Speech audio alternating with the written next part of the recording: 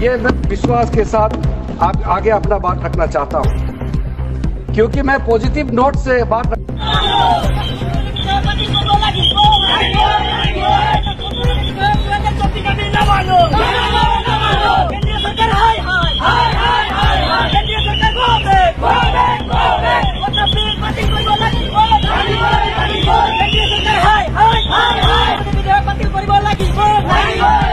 सिर्फ उम्मीद ही नहीं, पूरा यकीन है कि जो लोग इस बिल को विरोध कर रहे थे वो हृदय में भी बदलाव होगा। पॉजिटिव सोच के साथ इस बिल में सब समर्थन करेंगे।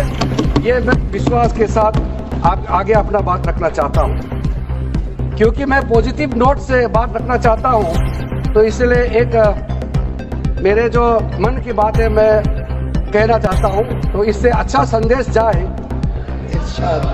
किसी के बात कोई, अध्यक्ष महोदय, किसी की बात कोई बदगुमा ना समझे, इस जमीन का दर्द कभी आसमान ना समझेगा।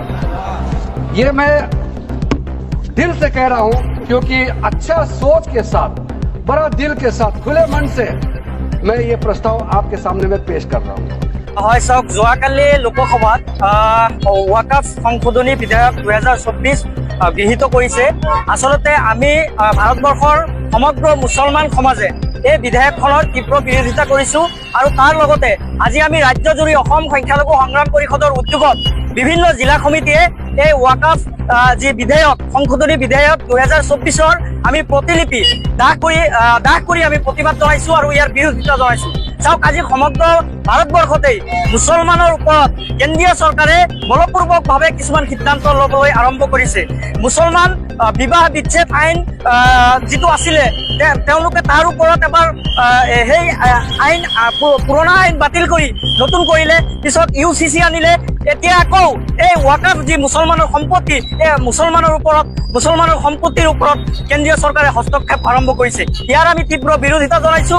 আৰু আপোনালোকে জানে যে মুছলমানসকলৰ পূৰ্বপুৰুষৰ যি সম্পত্তি আল্লাহৰ ৱাস্তে দান কৰা হয়, এই ৱাকাফ সম্পত্তিসমূহ চৰকাৰে হস্তক্ষেপৰ জৰিয়তে মুছলমানৰ অধিকাৰসমূহ খৰ্ব কৰিব বিচৰা হৈছে।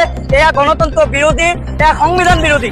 আজি সংবিধানত ধৰ্মীয় স্বাধীনতাৰ কথা কোৱা হৈছে যে একমাত্ৰ কেৱল ৱাকফ সম্পত্তি মুছলমানসকলৰ অধিকাৰ, এই অধিকাৰ কোনেও কাঢ়ি ল'ব নোৱাৰে। কিন্তু কেন্দ্ৰীয় চৰকাৰে বলপূৰ্বকভাৱে ভাৰতবৰ্ষত এই ৱাকাফ সংশোধনী বিধেয়ক আনি 2024 আনি তেওঁলোকে এই অধিকাৰ খৰ্ব কৰিব বিচাৰিছে। আজি অনা মুছলিম ধৰ্মৰ যিসকল বিভিন্ন ট্ৰাষ্ট, আজি মন্দিৰ গীৰ্জাৰ যিসমূহ ট্ৰাষ্ট আছে, এই ট্ৰাষ্টসমূহত আমি কিন্তু দেখা নাপাওঁ কোনো এজন মুছলমান ব্যক্তি তাতে জড়িত হৈ থকা। কিন্তু এই বিধেয়কখনৰ জৰিয়তে আমি দেখা পাইছো যে এই যিখন সংশোধনী আনিব বিচাৰিছে, ইয়াৰ জৰিয়তে ৱাকফ যি বোৰ্ড আছে, এই বোৰ্ডৰ পৰা সম্পূৰ্ণ মুছলমানৰ কৰ্তৃত্ব কাঢ়ি লোৱা হ'ব। তাৰ লগতে জিলা উপায়ুক্ত, পূৰ্বৰ আপোনাৰ ৱাকফ বোৰ্ডৰ সলনি জিলা উপায়ুক্তৰ জৰিয়তে এই সিদ্ধান্ত জিলা আয়ুক্তইহে ল'ব। গতিকে ইয়াৰ আমি তীব্ৰ বিৰোধিতা জনাইছো। মুছলমানসকলৰ কৰ্তৃত্ব কাঢ়ি ল'ব বিচৰা এনেধৰণৰ সিদ্ধান্ত কেন্দ্ৰীয় চৰকাৰে প্ৰত্যাহাৰ কৰিব লাগে।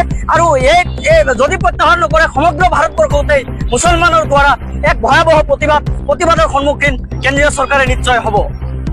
যোৱা কেবিনেটত ভাৰত চৰকাৰে যি এক সিদ্ধান্ত লৈছে, ৱাকফ বোৰ্ডৰ আইন যি সংশোধনী আইন তাক গৃহীত কৰিছে, তাক আমি অসম সংখ্যালঘু সংগ্ৰাম পৰিষদে আমি তীব্ৰ ভাষাৰে আমি গৰিহণা আৰু নিন্দা জনাইছো।